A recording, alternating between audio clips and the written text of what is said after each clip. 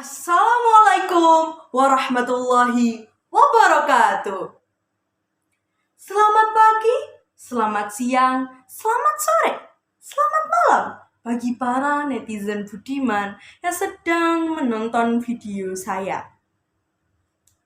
Nama saya Sajidah Alfilailia, bisa dipanggil Sajidah, bisa dipanggil Jida, bisa dipanggil Alfi. Saya berasal dari kelas 10-10. Waduh, nama kelas saya udah kayak diskon Shopee gak tuh? Walaupun kayak diskon Shopee, mudah-mudahan video yang saya buat kali ini nilainya juga gak kena diskon dari Pak Diki. Tolong ya Pak. Pada kesempatan kali ini, saya akan membahas salah satu isu yang belakangan ini sering dibicarakan, juga sekaligus isu menahun yang ada di negeri Konoha kita. Apa itu? Pemimpin petinggi-petinggi kita sedang dalam fase Kyowu. Apa sih, Vi? Kok fase Kyowu itu kenapa? Gini. Kalau kalian perhatikan, dari bulan Agustus sampai bulan September, Instagram kita, YouTube kita, Google kita, isinya isu yang itu aja.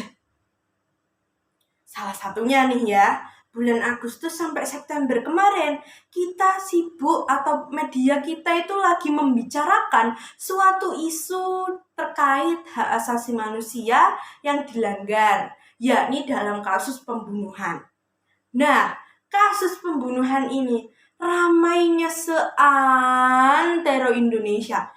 Mulai dari rakyat kecil sampai presiden itu ikut membicarakan kasus ini.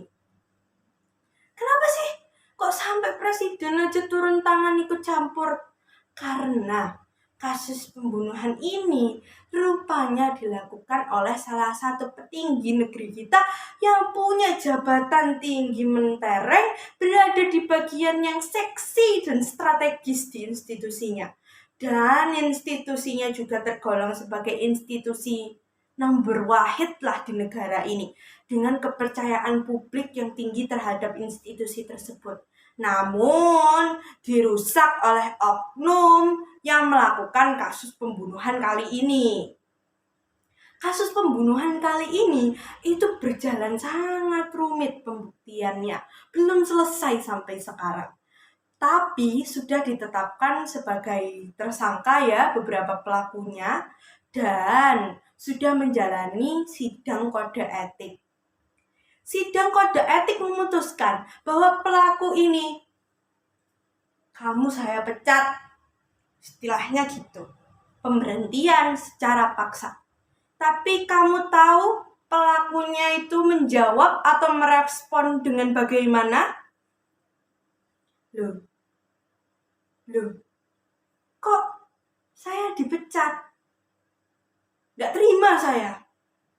Nah, wis mirip gak sih kayak bocah sing dikongkon mae tuku nang warung. Tapi pas dikongkon iku males. Nang kamar. Turu-turuan. Yes, persis kayak kasus iki.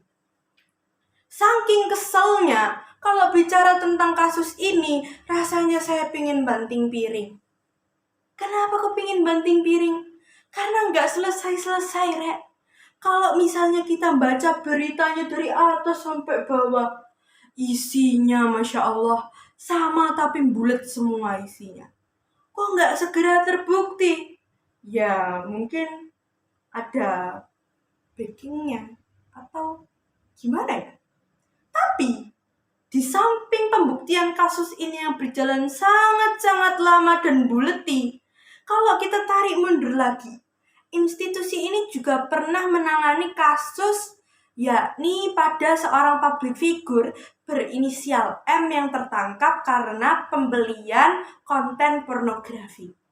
Nah, kasus ini berbanding terbalik dengan kasus pembunuhan tadi. Kalau kasus pembunuhan tadi berjalan dengan panjang, buleti, dan tidak segera terbukti, kasus ini berjalan dengan sangat wut. Seolah-olah kasus ini tuh sangat mencakup kepentingan banyak orang. Padahal ya aslinya cuma satu orang, tapi sangat cepat penanganannya. Udah kayak misalnya kita lebaran gitu ya, adik kita yang cowok suruh nangkep ayam, dah cepetnya kayak gitu. Cepet nangkep ayamnya buat dijadiin opor karena lapar. Mirip rek. Sebenarnya ya rek ya, kalau kasus yang lama ditanganinya itu bukan cuma kasus pembunuhan aja. Kalian ingat nggak? Atau kok ingat? Harusnya udah tahu sih, bahkan udah terbiasa kasus penangkapan maling atau koruptor. Ya Allah, yang namanya kalau nangkep koruptor atau maling, lamanya minta ampun. Bertahun-tahun, berbulan-bulan, buron, nggak ketemu-ketemu. Begitu ketemu nanti ada dramanya lagi biar nggak segera diproses. Lalu nanti prosesnya lama sekali. Belum lagi pengurangan hukumannya. Yang tadinya berapa tahun jadi tinggal berapa tahun. Yang tadinya berapa bulan jadi tinggal berapa bulan. Capek rek.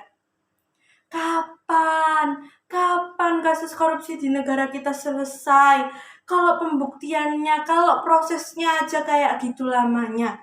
Wajar kalau maling dan koruptor di negara kita subur-subur perutnya. Long pembuktiannya aja kayak gitu lamanya. Kita sebagai rakyat kecil dengan lucunya fase kiowonya petinggi-petinggi kita ini, mulai dari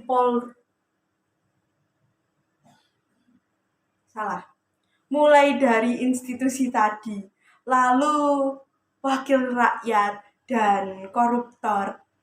Ini harusnya bisa diperbaiki lagi. Bagaimana penanganan di negeri kita itu bisa secepat kereta Shinkansen yang ada di Jepang. Biar nggak lama kayak odong-odong.